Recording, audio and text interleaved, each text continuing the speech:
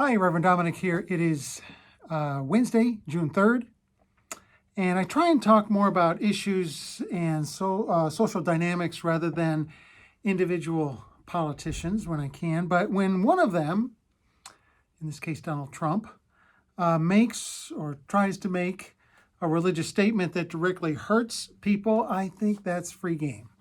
So on Monday of this week, Donald Trump spoke briefly in the Rose Garden of the White House.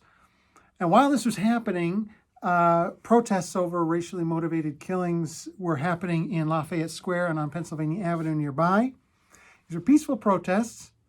And some of the clergy from St. John's Church, Episcopal Church, were there in solidarity with the demonstrators because that church had sustained some damage from a small fire set by rioters the night before.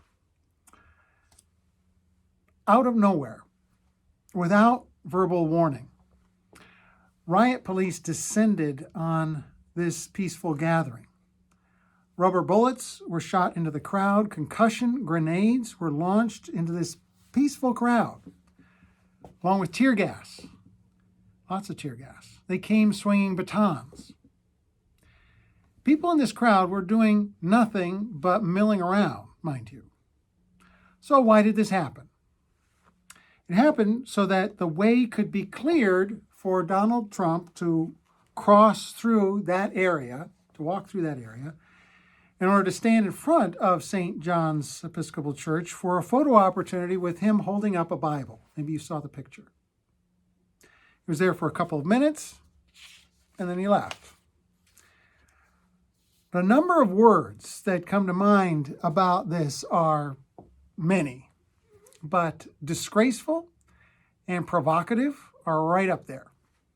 This was needless violence against innocent people. And the reaction of the clergy from that church and from the Episcopal diocese as a whole says it all. And I want to read here from a news source on this, which is Axios News online.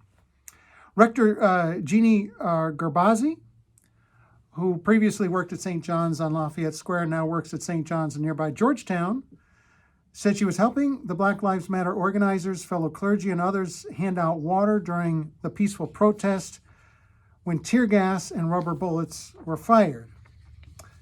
That man turned it into a battleground first and a cheap political stunt second, she said of Trump. We were literally driven off of the St. John's Lafayette Square patio with tear gas and concussion grenades and police in full riot gear, Gerbazi said. We were pushed back 20 feet. She said she was okay, but shaken by the ordeal. Marion Budd, the Episcopal Bishop of Washington, D.C., told the Washington Post on Monday that she was not, this is a quote, not given even a courtesy call that they would be clearing the area with tear gas so they could use one of our churches as a prop. She later tweeted that the president, quote, used a Bible and a church of my diocese as a backdrop for a message antithetical to the teachings of Jesus Christ and everything that our church stands for. To do so, he sanctioned the use of tear gas by police officers and riot gear to clear the church yard, she continued. The president did not come to pray.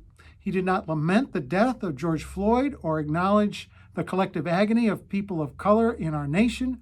He did not attempt to heal or bring calm to our troubled land.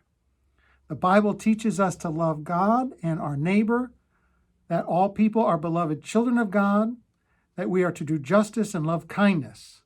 The president used our sacred text as a symbol of division.